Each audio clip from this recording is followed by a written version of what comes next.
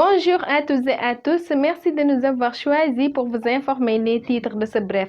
L'actualité politique qui nous parle de la visite de l'ex-maire de Guédiawaye Alioune Sall chez Ousmane Sonko à Ziguinchor.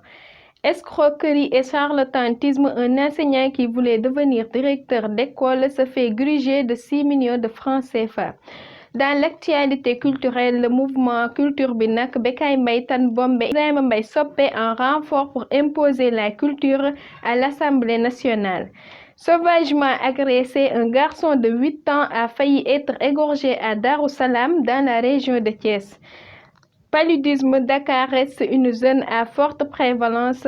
On termine avec l'actualité sportive, la préparation du Mondial 2022. Le Sénégal contacte le Brésil pour un match à Dakar.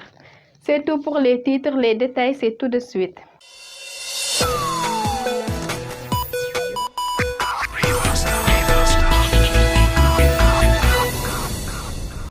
Bienvenue, nous démarrons cette édition bref avec l'actualité politique. L'ex-maire de Guédiawaye, battu au dernier local, chercherait-il à rebondir à Ziguinchor?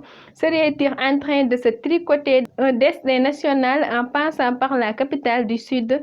Dans tous les cas, Alioune Sall manifeste depuis quelque temps un intérêt subi pour la Casamance. Selon le témoin de ce mardi, le frère du président Macky Sall a récemment effectué un séjour secret à Ziguinchor, fief de Ousmane Sonko, le maire de la ville.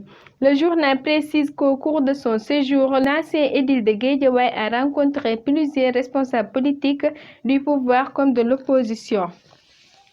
Placé sous mandat de dépôt depuis le 7 avril dernier, l'éleveur Moussa Ba a été jugé hier au tribunal des flagrants délits de Dakar pour menace de mort, le charlatanisme et escroquerie portant sur 6,7 millions de nos francs, d'après le quotidien L'Observateur qui donne la nouvelle. Dans sa parution de ce mardi, il a finalement été condamné à une peine de 3 mois d'emprisonnement ferme assortie d'une amende de 5 millions de francs CFA.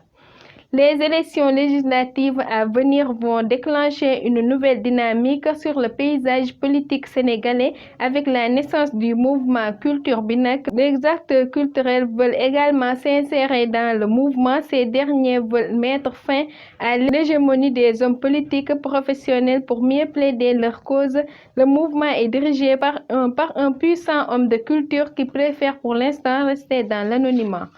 Un garçon de 8 ans en classe de CP à l'école Darussalam dans la périphérie est de Thiès a été victime d'une agression sauvage samedi dernier. Son bourreau avait commencé à l'égorger après l'avoir poignardé au ventre et taladé à l'épaule. L'enfant qui a eu la vie sauve toutefois est présentement sous soins intensifs à l'hôpital Amadou Sakhir Ndiéguène de Thiès.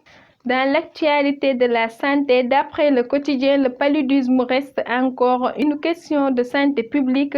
Le taux de prévalence de la maladie connaît une hausse de 7%. Le nombre de décès est passé de 366 à 399 entre 2020 et 2021. La journée mondiale du paludisme est un prétexte pour un diagnostic de l'affection de la maladie. Il ressort ainsi une baisse au Sénégal de la mortalité chez l'enfant de 0 à 5 ans et chez la femme enceinte.